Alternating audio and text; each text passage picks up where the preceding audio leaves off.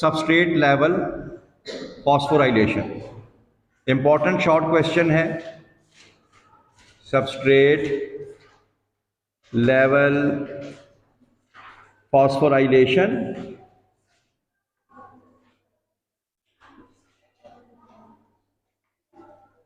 Substrate level phosphorylation. सबसे पहले तो हमें यह पता होना चाहिए कि फॉस्फोराइलेशन क्या चीज़ है। तो प्यारे बच्चों, फॉस्फोराइलेशन कहते हैं, फॉस्फोराइलेशन हम कहते हैं addition of inorganic phosphate to a molecule. ठीक है, तो यानी इजाफा करना, addition of inorganic phosphate, inorganic phosphate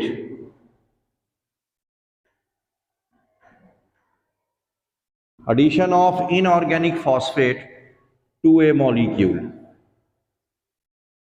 किसी मॉलिक्यूल के अंदर फॉस्फेट के इजाफा करने को बोलते हैं। अब आ गया सबस्ट्रेट लेवल। सबस्ट्रेट लेवल क्या होगा कि किसी आप सबस्ट्रेट से क्या लेंगे, फॉस्फेट लेंगे। ठीक है, तो इसमें क्या होगा कि इसमें भी आप एडिशन ऑफ फॉस्फोरिक एसिड ही करेंगे, addition of phosphate, addition of inorganic phosphate, inorganic phosphate to a molecule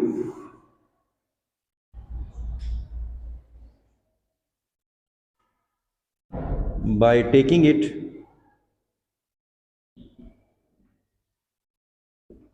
from any organic molecule। यानी आप एक ऑर्गेनिक मॉलिक्यूल से आप लोग फॉस्फेट लेंगे और उससे आप लोग एटीपी बनाएंगे या एडिशन ऑफ फॉस्फेट करेंगे, तो वो कहलाएगा सबस्ट्रेट लेवल फॉस्फोराइलेशन। मिसाल के तौर पे आप लोगों ने एक टॉपिक पढ़ा था, ग्लाइकोलिसिस पढ़ा था। ग्लाइकोलिसिस में आपने 2 स्टेप्स पढ़े थे, एक था स्टेप नंबर 7 और एक था स्टेप नंबर 10। ठीक है, स्टेप नंबर 7 क्या था, उसमें अगर आप लोग देखें 1,3-बिसफॉस्फोग्लिसरेट था, याद आ गया। और 1,3-बिसफॉस्फोग्लिसरेट किस में कन्वर्ट हुआ था, 3-फॉस्फोग्लिसरेट में, 3-फॉस्फोग्लिसरेट में। याद आ रहा है कुछ? ऐसे ही है। अब इस स्टेप में क्या हुआ कि ये था एडीपी, क्या था, एडीपी। तो एडीपी ने फॉस्फेट किससे लिया, इस ऑर्गेनिक मॉलिक्यूल से लिया, इससे फॉस्फेट खींच लिया और किस में कन्वर्ट हो गया, एटीपी। यानी एडीपी में क्या हो गई, फॉस्फोराइलेशन हो गई। क्या हो गई, यानी एडिशन ऑफ एक फॉस्फेट हो गया, लेकिन लिया किससे, ऑर्गेनिक सबस्ट्रेट से। तो ये बन गया 3। पहले 1,3 बाई 2 फॉस्फेट थे, अब कितने रह गए, सिर्फ एक, 3 फॉस्फेट। नहीं समझ आई बात की, नहीं समझ आई? तो ये हो, यानी ये जो एटीपी बना है, इसको हम कहेंगे सबस्ट्रेट लेवल फॉस्फोराइलेशन। दूसरा एक और स्टेप आपने पढ़ा था ग्लाइकोलिसिस के अंदर ही, वो था पीईपी, फॉस्फोएनॉल पायरूवेट। फॉस्फोएनॉल पायरूवेट जो है वो किस में कन्वर्ट हुआ था, पायरूवेट में। अब फॉस्फोएनॉल पायरूवेट, ये स्टेप नंबर कौन सा था, 10। इसमें भी क्या हुआ था कि एटीपी से क्या चीज बनी, सॉरी एडीपी से क्या चीज बनी, एटीपी, एडिनोसिन डाइफॉस्फेट से क्या बन गया, ट्राई। तो फॉस्फेट अब किससे खींची गई, इससे खींची, और फॉस्फोरिक एसिड किसमें जमा किया गया, एडीपी में। तो इसमें आ गया, एडिशन हो गया, एटीपी बन गया। नहीं समझ आ रही बात की? तो बस फिर ये जो होता है सबस्ट्रेट लेवल फॉस्फोराइलेशन, इसमें हम किसी ऑर्गेनिक मॉलिक्यूल से फॉस्फेट खींचते हैं और वो फॉस्फेट खींचने के बाद किसी और मॉलिक्यूल में उसका इजाफा कर देते हैं। जैसे इस केस में हमने 1,3-बिसफॉस्फो से हमने फॉस्फेट खींचा और इजाफा किस में कर दिया, एडीपी में, और ये क्या बन गया, एटीपी। नहीं समझ आई? दूसरा क्या था, दूसरा एक और एग्जांपल भी आपने पढ़ी, और वो आपने पढ़ी थी क्रेब्स साइकिल। अगर आपको याद हो क्रेब्स साइकिल, क्रेब्स साइकिल के अंदर एक स्टेप हमने पढ़ा था, succinyl coenzyme A to succinate, यही था, चेक करें जरा इसको, यही है succinyl coenzyme A, the conversion into किस में, सक्सिनेट में। चेक भी कर ले, वेरीफाई भी कर ले, यही है, ठीक है। तो इसमें भी हमने क्या किया था, एडीपी से क्या चीज बनाई थी, एटीपी। तो अब हमने, इसका मतलब ये हुआ कि सक्सिनाइल कोएंजाइम ए से हमने क्या चीज ली, फॉस्फेट ली, और हमने इसमें इजाफा कर दिया, फॉस्फोराइलेशन कर ली, और क्या बन गया, एटीपी। एमसीक्यू की बात बता रहा हूं कि जो एरोबिक रेस्पिरेशन हमने पढ़ी, एरोबिक रेस्पिरेशन हमने पढ़ी, एरोबिक रेस्पिरेशन में हमने ये पढ़ा कि जो हमारे पास एटीपी बनते हैं सबस्ट्रेट लेवल फॉस्फोराइलेशन से, वो बनते हैं कितने एटीपी, 4 एटीपीज बनते हैं। 4 कैसे बनेंगे, 4 ऐसे बने, 2 किस में बने थे, 2 इसमें बने थे, और क्रेब्स साइकिल में कितने बनेंगे, 2 बनेंगे, क्योंकि क्रेब्स साइकिल कितनी दफा चलती है, 2 बार। तो इस लिहाजा एक दफा चलेगी क्रेब्स साइकिल तो एक दफा एटीपी बनेगा, दूसरी चले तो 2, और ये 2 कितने हो गए, 4 एटीपी।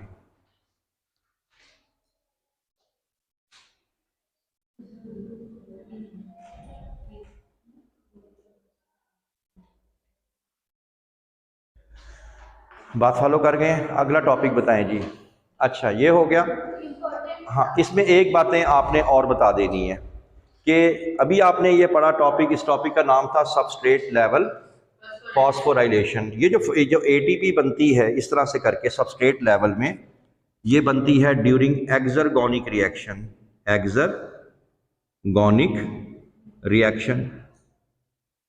दोबारा सुन लें इस बात को कि सबस्ट्रेट लेवल में जब एटीपी बनती है तो इस रिएक्शन को आप लोग क्या बोलते हैं, एक्सरगोनिक रिएक्शन। एक्सरगोनिक रिएक्शन क्या होता है, पहले यहाँ डायग्राम पे देख लो।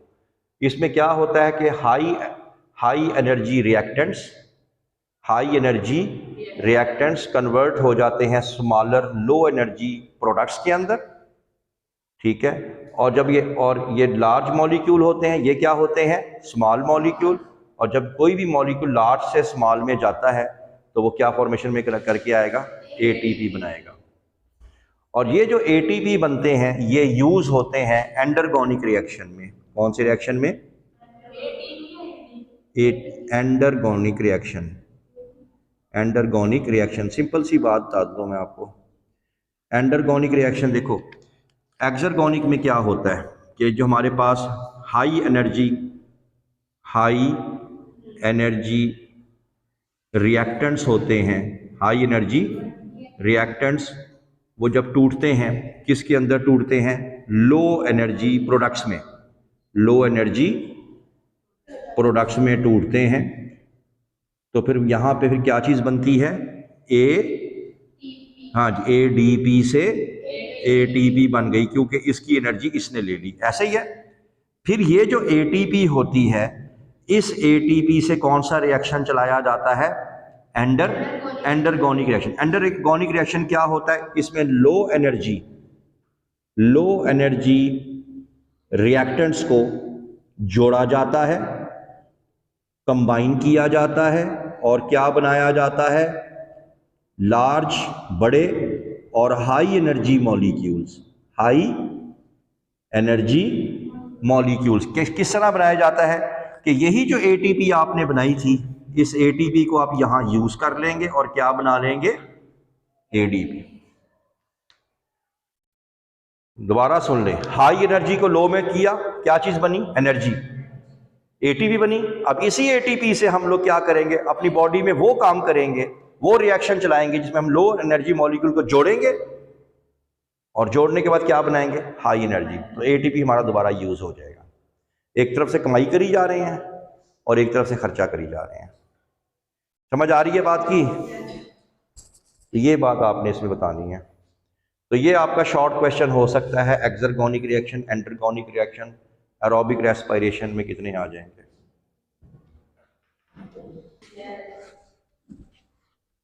अगला एक शॉर्ट क्वेश्चन है और वो है एनर्जी बजट। एनर्जी बजट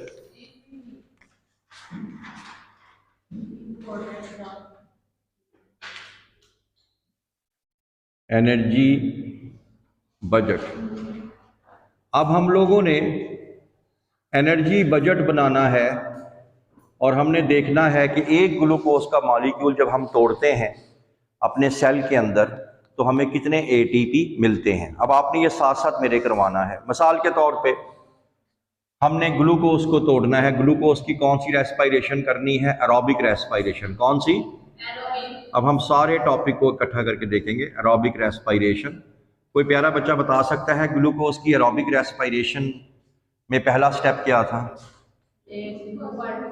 जी, स्टेप 1 क्या था? किसी को पता हो? जी, पहला स्टेप था ग्लाइकोलिसिस। क्या था? ग्लाइकोलिसिस। ग्लाइकोलिसिस थी। ग्लाइकोलिसिस में कोई प्यारा बच्चा बता सकता है कितने एटीपी बने थे? आपके सामने बुक्स पड़ी हुई हैं, आप देख के बता दें। बुक के बगैर बताओगे? हाँ जी,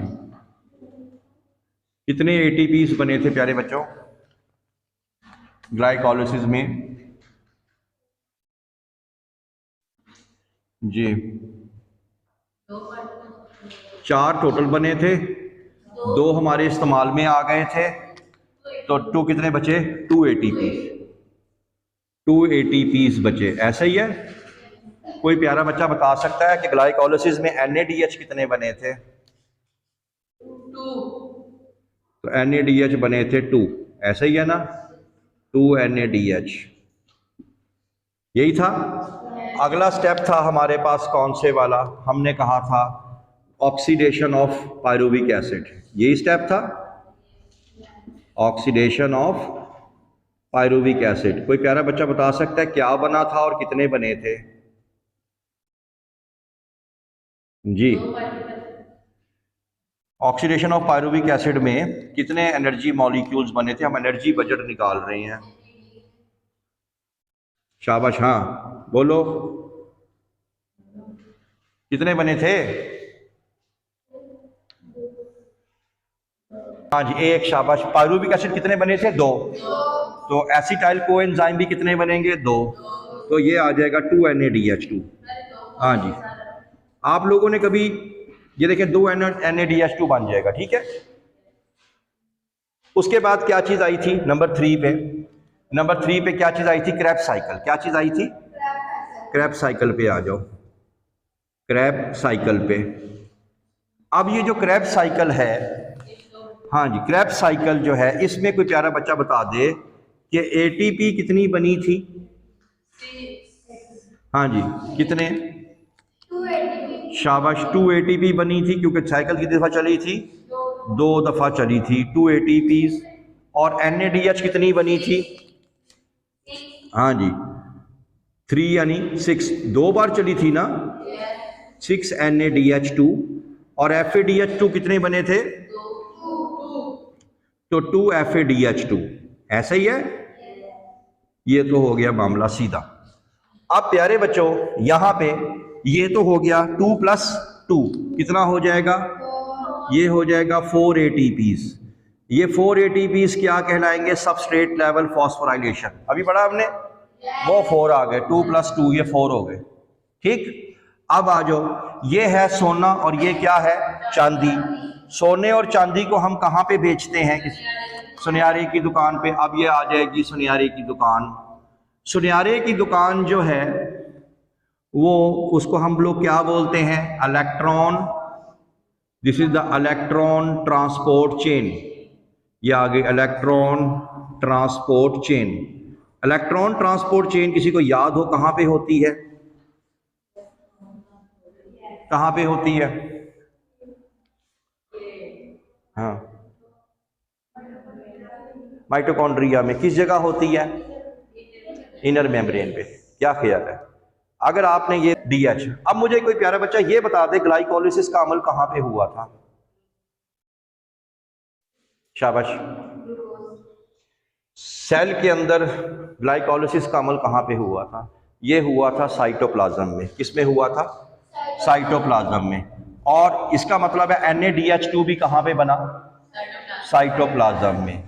तो लिहाजा ये यहाँ से किस में जाएगा? माइटोकॉन्ड्रिया के अंदर, क्योंकि ये कहाँ बना है? साइटोप्लाज्म में। इसने कहाँ जाना है? इलेक्ट्रॉन ट्रांसपोर्ट चेन में। इलेक्ट्रॉन ट्रांसपोर्ट चेन कहाँ पे है? माइटोकॉन्ड्रिया में। लेकिन ये NADH2 माइटोकॉन्ड्रिया में नहीं जा पाता, ये अपना लूज करता है इलेक्ट्रॉन। कितने इलेक्ट्रॉन? 2 इलेक्ट्रॉन, क्योंकि ये नहीं जा सकता। क्योंकि आपने पढ़ा था माइटोकॉन्ड्रिया की मेम्ब्रेन क्या होती है? Semi permeable. तो ये NADH2 को अंदर जाने नहीं देता। तो लिहाजा ये अंदर जाता है और अंदर जाके 2 FADH के साथ मिलता है, तो ये बन जाता है 2 FADH2, 2 FADH2। और 2 FADH2 कितने ATP के बराबर होते हैं? 4 ATP के। याद आ गया? क्योंकि 1 FADH2 कितने के बराबर होता है? 2 के। और 2 कितने के बराबर होंगे? 4 के। ये जो NADH2 है, ये भी जब इलेक्ट्रॉन ट्रांसपोर्ट चेन में जाएगा तो कितने हमारे पास ATP बनेंगे? शाबाश। एक NADH2 कितने के बराबर है? हाँ, ये बराबर है 6 ATP के। एक जो है 3 ATP, 2 कितने के बराबर होते हैं? 6 के। ये कितने के बराबर होगा? ये 18 के बराबर होगा।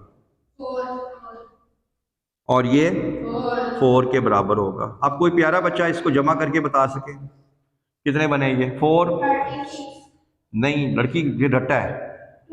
ये जरा गौर से देखो, 6 जमा 4 10 और 4 14 और 18 30। 14 और 18 14 और 18 8 4 द 2 32। अब ये हमने बनाए थे इधर, ये हमारे बने इलेक्ट्रॉन ट्रांसपोर्ट चेन में। तो टोटल मिलके कितने हो गए?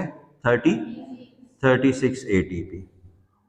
तो हमें आज ये समझ में आई कि अगर आप लोग एक ग्लूकोज का मॉलिक्यूल तोड़ें तो आपको एक ग्लूकोज का मॉलिक्यूल तोड़ने के बाद आपको कितनी ATP मिलेगी? 36 ATP मिलेगी। और ये मैं बात कर रहा हूँ किसकी? यूकैरियोट्स की। किसकी? यूकैरियोट्स, ऐसे सेल जिनके अंदर ना सिर्फ न्यूक्लियस होता है बल्कि मेम्ब्रेन बाउंडेड ऑर्गेनल्स भी होते हैं। बात समझ में आ गई? और ये जो मैंने आपको कन्वर्जन बताई है, ये बॉक्स में लिखी हुई है। ये बहुत इंपॉर्टेंट कन्वर्जन है, इसको नहीं भूलना। उसने पूरा समझाया है कि NADH2 जो है ये जब माइटोकॉन्ड्रिया में दाखिल नहीं हो पाएगा, इसमें से क्या चीज़ निकलेगी? 2 इलेक्ट्रॉन्स निकलेंगे। वो 2 इलेक्ट्रॉन्स जाके मिलेंगे 2 FAD को किस में कन्वर्ट करेंगे? 2 FADH2 में। और हमें पता है एक FADH 2 ATP के बराबर होता है और 2 FADH2 किसके बराबर होते हैं? 4 के। समझ आ गई? लेकिन अगर मैं यहीं पे सवाल चेंज करके पूछूं कि ये जो 2 NAD है ये कैसे 6 में चला गया, इसमें क्यों कमी नहीं हुई? तो ये भी तो उसी के बराबर होना चाहिए था ना जी। आज कोई बच्चा, हाँ जी, कौन जवाब दे सकता है इस बात का कि इसको तो मैंने काम NAD को 2 FAD में कन्वर्ट कर दिया, इनको क्यों नहीं किया? ये सीधे सीधे चल रहे हैं।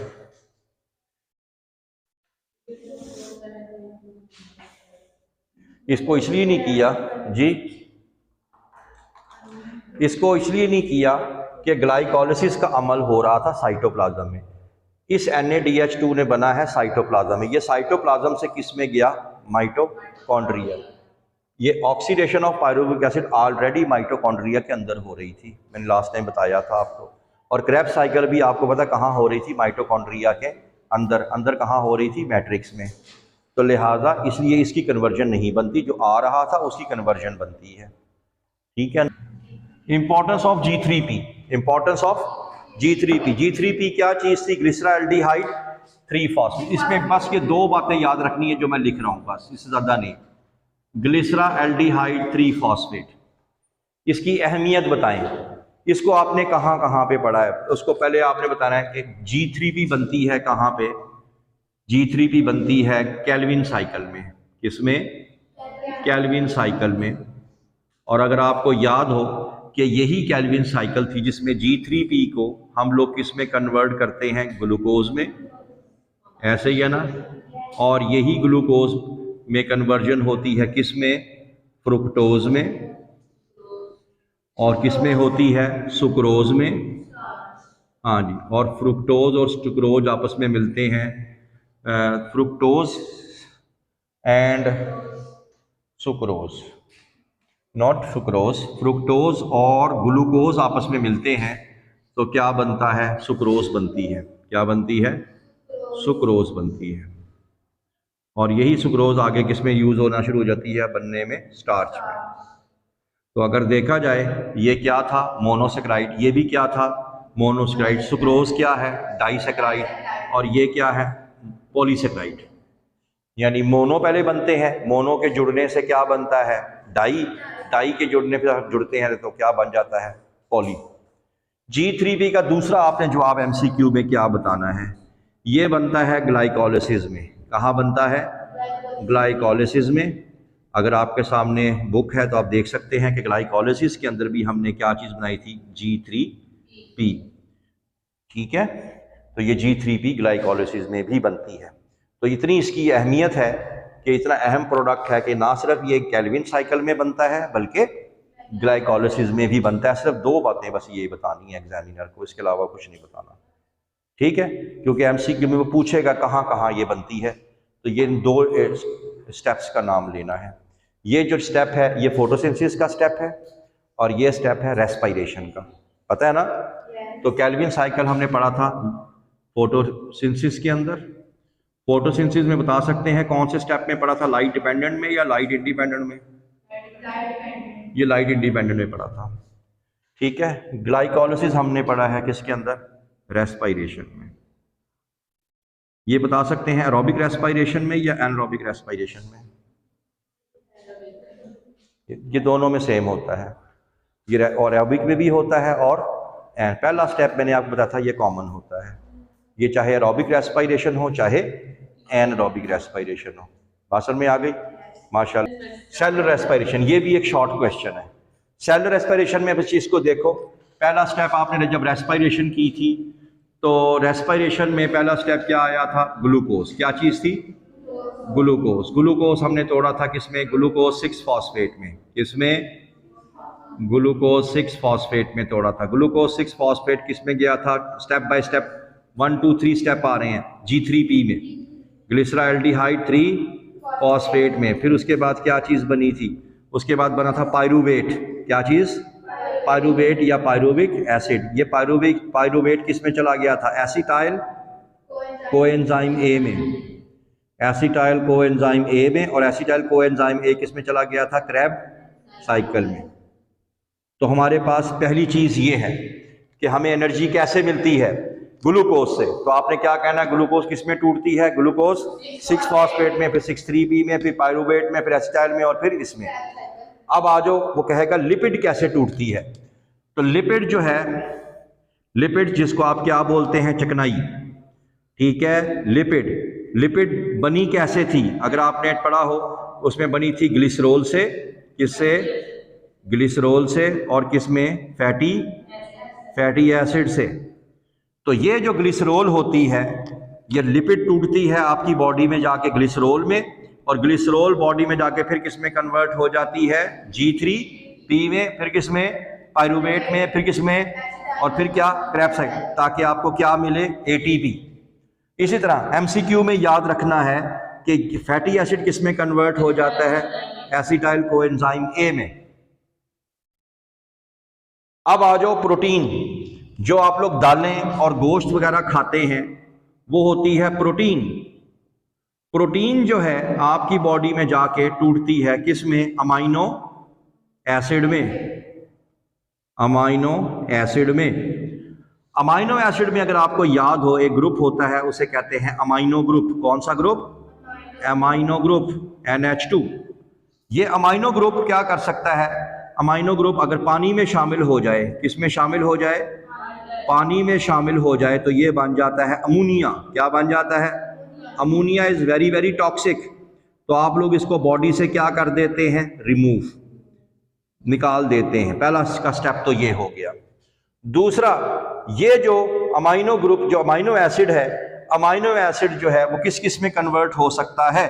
Amino acid can be converted into acetyl coenzyme A, amino acid can be converted into pyruvate and amino. तो ये जो अमाइनो एसिड है ये या तो किस में जाएगा? पायरूवेट में, या किस में जाएगा? एसिटाइल कोएंजाइम में, और या डायरेक्ट किस में चला जाएगा? क्रेब्स साइकिल में। बस ये डायग्राम जहन में रखनी है आपने, ये बहुत इंपॉर्टेंट डायग्राम है। अच्छा, यहां पे एक MCQ है कि हमें कैसे पता लगेगा कि अमाइनो एसिड ने पायरूवेट बनना है, अमाइनो एसिड ने एसिटाइल कोएंजाइम बनना है, या अमाइनो एसिड ने कहां जाना है? क्रेब्स साइकिल में। तो आपने बताना है, ये डिपेंड करता है according to R group, according to R group. R पता है ना आपको, साइड चेन थी जौन सी अमाइनो। तो जिस तरह का आर ग्रुप होगा उस ये डिपेंड करता है कि वो पायरूवेट बनेगा, वो क्या बनेगा? एसिटाइल कोएंजाइम बनेगा, या वो क्या बनेगा? क्रेब्स साइकिल बनेगा। ये MCQ है आपका, अकॉर्डिंग टू आर ग्रुप पे डिसाइड होता है। तो ये आप बस जस्ट डायग्राम नोट डाउन कर लो और इस डायग्राम को ही इलेबोरेट कर देना। Very simple. ठीक है जी।